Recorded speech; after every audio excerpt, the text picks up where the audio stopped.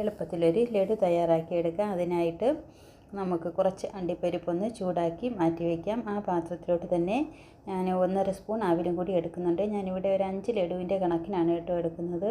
അപ്പം അതൊന്ന് വറുത്ത് കൊടുക്കാം. അതിലേക്ക് 2 ഏലക്കയുടെ അരിയും കൂടി ചേർത്ത് കൊടുക്കാം. അപ്പം നമുക്ക് നെയ്യ് ഇവിടെ നേരത്തെ വേണമെങ്കിലും ചേർക്കാം, ഇല്ലെങ്കിൽ അവിലൊന്ന് ചൂടായതിന് ശേഷം വേണമെങ്കിലും നെയ്യ് ചേർത്ത് കൊടുക്കാം. ഞാൻ അവിൽ ചൂടായതിന് ശേഷമാണ് നെയ്യ് ചേർത്ത് കൊടുക്കുന്നത്.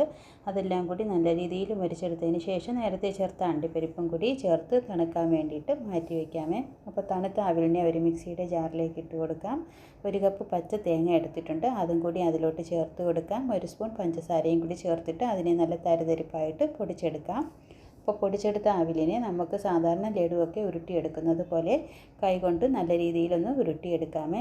അപ്പം തേങ്ങയുടെയും അവിലിൻ്റെയൊക്കെ ആ ക്രിസ്പിനെസ്സൊക്കെ കൊണ്ട് നല്ല ടേസ്റ്റാണ് കേട്ടോ.